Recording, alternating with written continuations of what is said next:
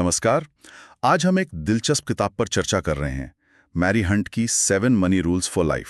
हाँ, और ये कोई फिनेंस की भारी भरकम थ्योरी वाली किताब नहीं है। सही कहा। ये असल में एक ऐसे इंसान के अनुभवों का निचोड़ है जिसने खुद पैसों की बड़ी मुश्किल झेली है। बिल्कुल। मैरी हंट पर मेरा मतलब है $1,00,000 से ज्यादा का कर्ज था जिसे उन्होंने चुकाया। तो ये किताब उनके अपने आजमाए हुए तरीकों पर आधारित है, उनकी अपनी कहानी है इसमें। और किताब का जो मूल आइडिया है वो भी बड़ा सीधा साधा है।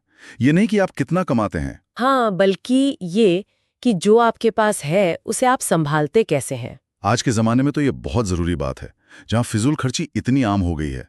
ये किताब अनुशासन और एक तरह के संतोष की बात करती है। सही।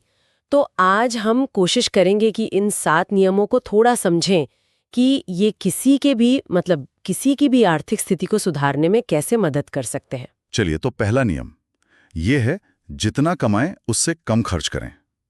ये सुनने में तो बहुत आसान लगता है। हाँ, लगता तो है, पर मैरी कहती हैं कि ये सिर्फ गणित नहीं है, ये हमारी आदतें और हमारी भावनाओं से जुड़ा मामला है। अच्छा, तो इसे करने का तरीका क्या है? वो कुछ प्रैक्टिकल चीजें बताती हैं, जैसे अपने खर्चों का हिसाब रखना, एकदम से कुछ खरीदने की इच्छा हो तो थोड़ा रुक जाना, और सबसे जरूरी, जरूरत और चाहत में फर्क समझना। उनका कहना है कि ये कंजूसी नहीं है, ये बस अपने पैसे पर कंट्रोल रखना है, समझदारी से। ठीक है। अब दूसरा नियम, अचानक आने वाले खर्चों के लिए बचत करें। कई लोग कहते हैं, अरे भाई बचत तो हो ही नहीं पाती। मैरी इस सोच का क्या जवाब देती हैं? हाँ, ये आम प्रॉब्लम है। मैरी कहती हैं कि शुरुआत एकदम छोटी करें, शायद 5,000 या 10,000 से। ये जरूरी नहीं कि आप एकदम 6 महीने का खर्च जमा कर लें शुरू में ही। अच्छा। पॉइंट ये है कि एक छोटा सा इमरजेंसी फंड भी आपको वो एक मानसिक शांति देता है। ये कोई इन्वेस्टमेंट नहीं है, ये बस एक सेफ्टी नेट है। मतलब एक सुरक्षा कवच जैसा। बिल्कुल, ताकि मुश्किल आए तो कर्ज न लेना पड़े। वो कहती भी है, हर महीने बचाया गया छोटा अमाउंट भी आपका सुरक्षा कवच बन सकता है। बस वो पहला कदम उठाना जरूरी है। तीसरा नियम मुझे बड़ा अनोखा लगा, कुछ हिस्सा दान दें, वो भी तब जब आप खुद कर्ज में हो। ये थोड़ा अजीब नहीं? हाँ, पहली बार सुनने में शायद लगे, लेकिन मैरी के अनुभव में इसका एक गहरा मनोवैज्ञानिक असर होता है। वो कैसे? क्या है ना, जब आप मुश्किल में होते हुए भी देते हैं तो ये पैसों को लेकर जो कमी वाली सोच होती है ना, उसे तोड़ता है। ये लालच के चक्र को रोकता है और कहीं ना कहीं एक मेरे पास देने के लिए है वाली भावना जगाता है, भले ही बैंक में पैसे कम हो। ये एक तरह की दिमागी रीप्रोग्रामिंग है।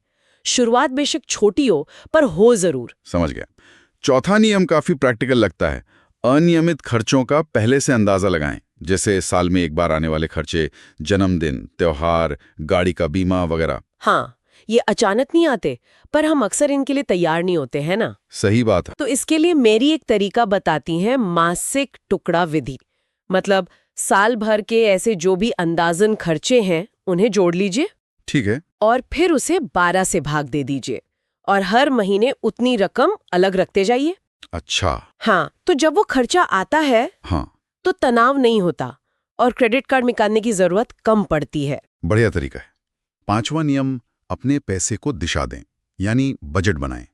लेकिन बजट का नाम सुनते ही कई लोगों को लगता है कि बस अब सब बंदिशें लग गईं। हाँ, यही तो मैरी का नजरिया अलग है। वो बजट को बंधन नहीं, आजादी मानती हैं। आजादी? वो कैसे? उनका कहना है, खर्च की योजना बनाना ही आजादी है। बजट आपको सोच समझकर बिना किसी गिल्ट के खर्च करने की पावर देता है। इसमें आपके मनोरंजन के लिए, आपकी पसंद की चीजों के लिए भी जगह होती है। अच्छा, मतलब ये सिर्फ रोक टोक नहीं है? बिल्कुल नहीं। फोकस इरादे से, प्लानिंग से खर्च करने पर है, ना कि सिर्फ रोकने पर। छठा नियम तो आज के बाय नाउ पे लेटर वाले कल्चर में बहुत ही जरूरी है। क्रेडिट का समझदारी से प्रबंधन करें। ओ हाँ, बिल्कुल। मेरी क्रेडिट कार्ड को एकदम बुरा नहीं मानती, पर वो चेतावनी जरूर देती हैं। क्या है उनके नियम? बहुत सीधे हैं। बिल हमेशा पूरा चुकाएं, रिवॉर्ड पॉइंट्स के चक्कर में ज्यादा खर्च ना करें, और सबसे जरूरी, अपनी लाइफस्टाइल चलाने के लिए उधार ना लें। ये बात तो गहरी है। हाँ, क्योंकि ये सिर्फ पैसों का मामला नहीं रहता, फिर ये आपके मानसिक सुकून पर, आपके रिश्तों पर भी असर डालता है। और आजकल जो ये BNPL वगैरह है, वो इसे और मुश्किल बना सकता है अगर आप सावधान ना हो। और फिर आता है सातवां और आखिरी नियम, सिर्फ उतना ही उधार लें जितना चुकाने की क्षमता हो। ये तो सीधे सीधे कर्ज के जाल से बचाने वाला नियम है। बिल्कुल। और इसमें मैरी एक बहुत पते की बात कहती हैं। वो कहती हैं, अगर आप कोई चीज खरीदने के 30 दिन के अंदर उसका पैसा नहीं चुका सकते तो आप असल में उसे अफोर्ड नहीं कर सकते। उनका मतलब है कि आप एक तरह से अपने भविष्य की शांति से उधार ले रहे हैं। सही है। तो संदेश साफ है, इमोशनल होकर या दिखावे में उधार न लें। थोड़े समय की खुशी के लिए लंबी अवधि के फाइनेंशियल आज़ादी को दांव पर न लगाएं। तो अगर हम पूरी किताब को देखें तो इसकी सबसे खास बात क्या है? शायद इसकी सादगी या लेखिका का अपना अनुभव? मेरे ख्याल से दोनों।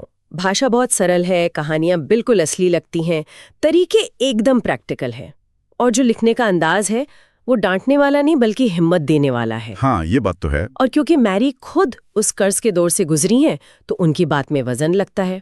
वो कोई उपदेश देने वाली गुरु नहीं लगती बल्कि एक साथी गाइड की तरह लगती हैं। और ये समझना जरूरी है कि ये किताब कोई फटाफट अमीर कैसे बने टाइप की गाइड नहीं है। नहीं, बिल्कुल नहीं। ये जिंदगी बचाने वाला अनुशासन सिखाती है, पैसे को मैनेज करना सिखाती है। और शायद यही सबसे बड़ा सबक है कि पैसों का मैनेजमेंट सिर्फ नंबर्स का खेल नहीं, ये हमारे चरित्र का, हमारी आदतों का हिस्सा है, जो है उसे संभालना सीखना। हाँ, और जाते जाते एक विचार छोड़ जाते हैं श्रोताओं के लिए। मैरी का जो तीसरा नियम है, देने वाला, कि मुश्किल में भी देने से सोच बदलती है, एक संपन्नता का भाव आता है। क्या वाकई ये छोटा सा दान करने का काम हमारे पैसों को देखने के नजरिए को और शायद हमारी आर्थिक स्थिति को भी सकारात्मक रूप से बदल सकता है, जैसा मैरी का अनुभव कहता है? इस पर सोचने से शायद हमें फाइनेंस को देखने का एक नया नजरिया मिले।